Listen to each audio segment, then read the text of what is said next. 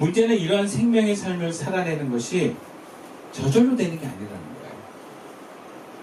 이러한 생명의 삶을 살아내고 예수님께 나아가는 선택은 내면적으로 큰 저항이 있고 외부적으로 또 방해를 받을 수 있습니다. 그래서 수동적으로 있으면 우리는 포기할 수밖에 없어요. 생명의 삶을 살아내는 데는 처절한 몸부림이 필요한 거예요. 야이로의 경우를 봅시다. 그는 예수님 앞에 다가가기까지 회당장이라는 지위와 명예와 자존심을 내려놨습니다. 이것은 다른 말로 지위와 명예와 자존심이 예수님 앞에 나아가는 걸 막고 있다는 얘기예요. 생명을 얻고자 하는 그 마음이 더 크지 않았다면, 그리고 그것을 위해서 몸부림치지 않았다면 예수님은 그의 집에 와서 딸을 고쳐주지 않을 것입니다.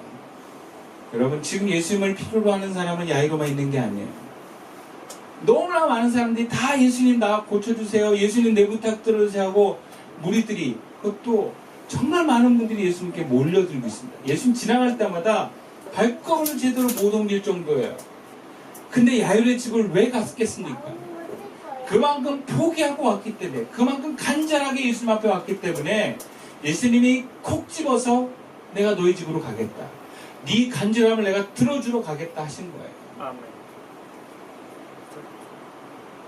우리가 예수님께 나아간 것을 몸부림치지 못한다면 그럼 예수님 못 만납니다. 교회는 다녀도 예수님 못 만난 사람들이 수두룩해요. 그래서 교회 다니면서도 죄 짓는 거예요. 예수님 못 만나니까. 교회는 무조건 예수님처럼 되는 게 아니에요. 끊임없는 몸부림 속에서 싸움이 있어요. 두 번째로 생명의 삶을 방해하는 것은 두려움입니다. 이것은 본문에서 사람들의 비난일 수 있습니다. 실패에 대한 두려움이기도 합니다.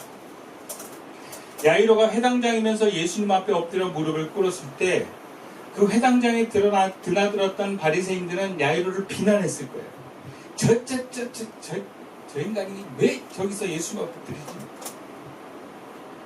저 회당장 자기가 없어, 우리 자릅시다. 막 그런 얘기들 오고 갔을 거예요. 야이로도 만약 자신이 이러한 비굴한 요청에 예수님이 거절하면, 공개적으로 거절당하면 차라리 안 가지 말 걸 하는 마음도 들었을 거예요. 여러분, 우리는 어떤 경우에서는 되게 따지지 않습니까? 갔는데 안 들어주면 어떡하지? 그거 다 예상하잖아요. 그리고 제보잖아요. 그러다가 확률이 좀 안 나올 것 같아요. 하지 말자. 수많은 사람들이 예수님께 도와달라 그러는데 야이로의 요청을 들어줄지 안 들을지 어떻게 알아요? 아이고. 딸도 못 살리고 명예도 떨어집니다. 자존심도 떨어집니다. 그럼 유대인들은 누구 앞에 무릎을 꿇는다? 종되고 죽는 거예요. 회당장인데 아마 그 이후로 회당장 내놔야 될 거예요. 그 두려움을 다 이겨내고 예수님 앞에 가서 무릎 꿇은 거예요, 야이로가. 혈루증 여인도 마찬가지예요. 혈루증 있는 사람은 부정한 사람입니다. 부정한 사람이 유대인 남자를 만지는 것은 불법입니다. 죄를 짓는 거예요. 여인이 만약 그 시도가 드러나면 비난받고 돌맞고 매장당할지 모릅니다. 그 마을에서 쫓겨날지도 몰라요. 지금 그녀를 지켜줄 수 있는 사람도 없습니다. 남편이 있어 보이지 않습니다. 가족이 도와줄 수 있는 상황도 아니에요. 심지어 돈도 없습니다. 그러면 목숨 걸고 가는 거예요. 혈루증 여인은 예수님의 옷자락을 만지면 낫는다는 믿음도 있지만 동시에 내가 그 앞에 가면 어떠한 일을 당할지 몰라라는 두려움도 있는 것입니다. 그럼 믿음도 있는 곳엔 항상 두려움이 같이 있습니다. 그 싸움이 있는 거예요. 두려움이 없고 믿음만 있는 사람은 없어요. 저도 개척할 때 얼마나 두려운지 몰라요. 그냥 될 거라는 걸 크게 붙들고 거기에 막 신념을 불어넣었을 뿐이지 얼마나 두려운지 몰라요. 그러니까 막 과장되게 얘기합니다. 걱정하지 마. 그래. 1년이면 돼. 그래. 1년 무슨 9년 차인데. 제가 얘기 안 했던 거예요. 내가 이 집에서 나오게 되면 다시 쓸 그 거실용 자전거를 내가 베란다에 놓고 내가 이거 꼭 들고 다시 가리라. 작년에 버렸어요.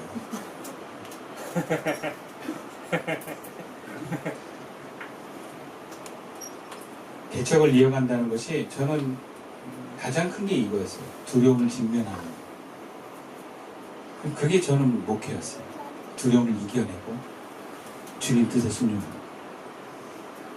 그럼 이 두려움을 넘어가지 못하면 우리 예수님 못 만납니다. 여인이 만약에 그 두려움이 컸다면 아 그래 내가 예수님 만난다고 보장도 없고 안 가. 그래 보세요. 야이로도 야 내가 회당장이라도 지켜야지. 내가 만약에 예수님 안 온다 그러면 회당장도 잃어버리고 딸도 죽고 안 가. 하지 말아야 되겠다. 제가 개척하면서 수많은 두려움이 붙였어요. 계속해서. 경제적인 거, 가족과의 관계, 부모와의 관계, 또 건강. 아픔을 나누고 공감해주는 것만으로 여러분 우리에게 믿음이 생기지 않습니다. 또 어떤 성도는 교회에 와서 막 자기 힘든 얘기만 하고 가는 사람들이 있어요. 힘든 얘기 뭐예요? 나 두렵다는 거예요. 두렵다는 얘기만 하고 가요. 그럼 두려운 걸 얘기하는 것으로 누가 공감해 주는 것만으로 여러분의 마음의 평안으로 끝을 맺지 마십시오. 두렵지만 그 가운데 주님이 우리 가운데 인도하심을 믿고 그 두려움보다 더 크신 예수님을 붙잡는 것에 여러분의 모든 것을 거십시오. 그래야 주님을 만나는 거예요. 포기하면 주님 못 만나요. 그리고 세 번째, 생명의 삶을 방해하는 것은요, 귀찮음이에요. 본문의 야이로나 혈루증 여인에게 발견하기 어려운 모습이긴 한데, 제가 묵상하고 주변을 보니까, 아, 현대 그리스도인에게 이 모습이 있다라는 확신이 들어요. 에너지가 고갈된 상태에서 나타나는 모습이 귀찮은 게 많아져요. 그럼 귀찮다, 이렇게 얘기하는 건 뭐냐면, 나 에너지가 없어. 나 뭘 할 힘이 없어. 그 얘기예요. 그것에 내가 열정이 없어. 그게 뭐라 한마디로 귀찮아. 사람이 실제 현실을 제대로 직면하지 않으면 철이 없다고 하면 세상을 잘 모르면 회피하려고 하는 모습이 나타납니다. 저는 그것을 귀찮음이라고 정의를 합니다. 예전에 이런 말들이 많았거든요. 기분 나빠서 천국 안 간다고. 근데 요즘에 이런 말도 생겼어요. 귀찮아서 천국 안 간다고. 청소년기에 코로나를 겪고 부모들이 먹고 사는데 크게 지장이 없는 세대, 우리 현이 세대 정도 애들은요, 성인이 되면 아마 이런 모습이 더 많이 나타날 것 같아요. 귀찮아서 나 진짜 안 가요. 귀찮으니까 아우 연애도 싫어. 귀찮으니까 나 결혼도 안 하고 애도 안 낳네. 귀찮아 그냥. 개 키우는 것도 귀찮은데 무슨 애를 키워? 막 이러면서. 이런 현상들이 실제 일본에서는 일어나고 있어요. 목사들을 보면요, 매너리즘에 빠지고 번아웃에 온 목사님을 보면 그렇게 귀찮아들 합니다. 저도 그런 때가 있어서 너무 바쁘고 힘들 때, 제가 부목사 때 막 신방 3개월 동안 막 거품나게 하고 딱 돌아왔는데 장례가 터지잖아요. 그러면 그렇게 귀찮아요. 하나도 슬프지 않고 장례 이러면서 심지어 지방이야? 지방이네 막 너무 귀찮으니까 가는 여러분, 이 귀찮은 게요, 생명의 삶으로 가는 길을 막습니다. 제가 지금 현이랑 합기도 이제 일단 앞두고 1급 시험 두고 있는데, 뭐 가을에 시험 보거든요. 일단은 열심히 나가는데요, 그렇게 귀찮아요. 도장하는 게. 야, 뭐 열심히 노력한 둘째 치고 일단 집에 나와서 도장하는 게 너무 힘들어요. 귀찮으니까. 또 제가 몸이 안 좋으니까 이 귀찮음이 굉장히 커졌어요. 저도. 그래도 해야 돼요. 귀찮아도 해야 돼요. 왜? 그게 우리에게 오는 중요한 소중한 기회니까. 이거 놓치면 잃어버릴 수 있으니까. 그럼 기독교는요, 윤회가 없습니다. 다시 태어나서 뭐 더 나은 삶을 꿈꿀 수 없어요, 기독교는. 한 번 사는 인생이라고 얘기를 합니다. 나는 이번 생 망했어. 그럼 기독교에서 안 해요. 이번 생이 끝이에요, 그냥. 그럼 어떻게 돼요? 어쨌든 이번 생에 여러분 승부를 걸어야 돼요. 나는 생명의 삶을 살 거다. 그러기 위해서 여러분 모든 생명의 삶을 나아가는 그 막는 것들과 싸우십시오. 그리고 그러기 위한 싸움에서 여러분 몸부림을 치십시오. 그 몸부림은 무엇입니까? 순종의 몸부림입니다. 하나님이 요청하시는 그 말씀에 내가 응답하는 순종하는 몸부림입니다.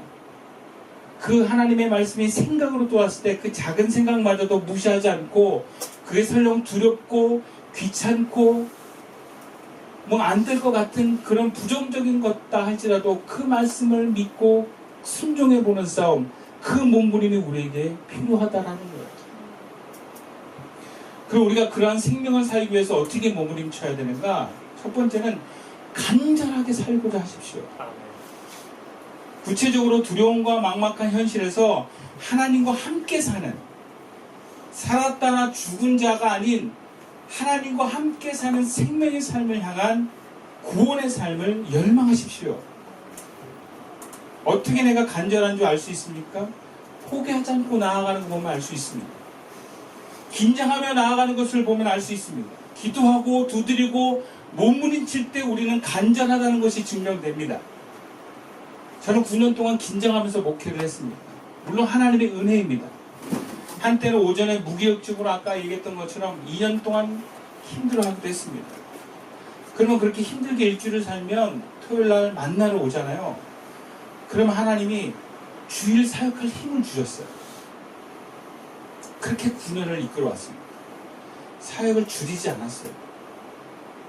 물론 밤에 성도들 만나서 상담하고 직장 가서 신방하는 건 없앴어요. 그 주님이 없애라 그래서 없앴어요. 근데 나머지는요 하나도 줄이지 않았어요.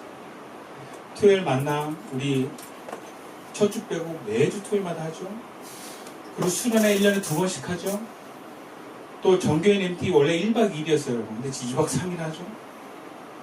이장 MT 원래 누구 집에서 했을 때 지금 뭐 바꾸고 나가요. 1박 2일. 요번에 양평으로 갔거든요. 앞으로 계속 나갈 것 같아요. 너무 회의가 잘 돼요. 꽂히면 계속 하거든요. 우리는 후퇴는 없어. 점심만 있어. 그리고 수련회 찬양요. 그럼 우리가 그냥 안 해요. 연습실 빌려가지고 리허설 2번씩 하고 가요. 이런 목회가 되고 안 되고를 떠나서 우리 삶이 생명에 넘쳐야 한다라는 하나님의 뜻이 있는 줄을 믿습니다. 아멘. 교인이 늘어나지 않아도 최선으로 나아갈 때 생명의 삶을 삽니다. 제가 고민하는 건 그거 하나예요. 어떻게 하면 내가 생명의 삶을 살아낼 수 있을까? 어떻게 하면 우리 교회가 생명력이 넘칠까? 그래서 저희 교회는요, 수련회 때마다 새로운 곡을 도전해요. 기타를 더 잘 치고 싶어서 기타를 새로 바꿨습니다. 일주일에 한 번 더 연습실을 빌려서 연습을 하는 거예요. 근데 더 잘하고 싶어요. 노래를 더 잘 감당하고 싶었어요. 그래서 원래 9,000원짜리 3위 피아노 연습실에서 11,000원짜리 야마 피아노하고 바꿨어요. 더 노래 잘 되더라고요. 2,000원 더 내는 거야. 우리 찬양도요 오늘 장비 엄청 늘었어요. 네. 와, 소리 너무 좋더라고요. 처음에 만들 때 미친 줄 알았어. 괜히 했나. 오늘따라 우리 또 싱어가 없어가지고 힘들어 죽겠네. 소리가 다. 근데 베이스 기타부터 막 살아나기 시작하더니 기타 소리가 와, 소리가 너무 좋아지죠. 참 잘했다. 깜짝 그 생각이 들어요. 우리 10명인데 꼭 이럴 필요가 있나? 그렇지. 우리 제정신이야? 막 이런 생각 들거든요. 몇백만 원 쓴 거예요, 이게. 새로 장비 업그레이드 하는 거거든. 왜 그러겠습니까? 몸부림 치는 거예요, 몸부림 치는 거. 왜? 좀 더 나은 예배를 위해서. 좀 더 나은 찬양을 위해서. 그런 몸부림이 우리에게 몸에 배는 게 중요한 거예요. 그것이 간절함입니다. 몸부림 없는 몸을 가지고 계시다? 여러분 간절함이 없는 거예요. 학생이 공부하는데 최선을 다하지 않는다? 아유 뭐 인생 될 거야. 간절함이 없는 거예요.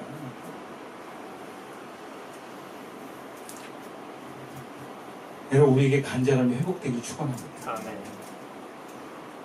생명의 삶을 살아가는 것은 그래서 쉽지 않습니다. 간절한 삶을 가지고 이어가는 것은 늘 긴장을 필요로 합니다. 그러나 여러분 그걸 잊지 마셔야 돼요. 신앙생활은 사느냐 죽느냐의 문제입니다. 이것은 대충은 없다라는 거예요. 확실하게 할 거면 최선을 다해서 몸부림칩시다. 두 번째로 생명을 삶을 위한 몸부림은 우리가 하나님의 순종의 요청에 응답할 수 있어야 됩니다. 근데 이 순종의 요청은 큰 것만 있는 게 아니라 작은 것도 있습니다. 작은 것이 사실 더 어렵습니다. 이 작은 순종을 놓치지 맙시다. 몸부림치면서 나아가다 보면 주님 말씀하세요. 생각으로도 오고 목사로부터도 오고 이장들로부터도 가르침이 옵니다. 순종하라고 하는 말이 들려요. 예수님은 혈류증 걸린 여자에게 나오라고 말씀하셨고 야이로에게는 두려워하지 말고 믿기만 해라 그랬습니다. 내 옆에 붙들어 있으라는 얘기예요. 혈류증이 나은 여인이 예수님이 나오라고 했는데 안 나왔습니다. 순종하지 않았다면 그녀는 몸에 병만 낫고 영혼은 구원받지 못했을 것입니다. 만약 야이로가 예수님의 말씀에 믿지 않고 그 곁에 붙어있지 않았다면 예수님은 딸을 살리지 않고 떠났을 거예요. 그 예수님의 말씀에 순종했기 때문에 딸이 산 거예요. 그럼 야이로가 예수님 붙어있는 게 어려운 겁니까? 작은 거예요.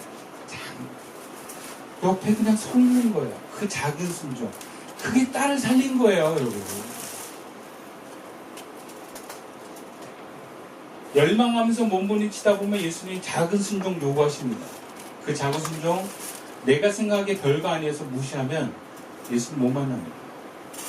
순종 안 해도 될 것 같지만 자존심 때문에 기분 나빠서 귀찮아서 순종 안 하지만 알고 보니까 그게 사느냐 죽느냐의 문제일 수도 있습니다. 그래서 우리는 대단해 보이지 않아도 그 부르심이 작아도 순종하는 것이 중요합니다. 그것을 몸으로 받아들여야 됩니다. 고민하지 않고 순종하는 몸으로 자꾸 바꿔가는 것입니다. 그것이 몸부림입니다.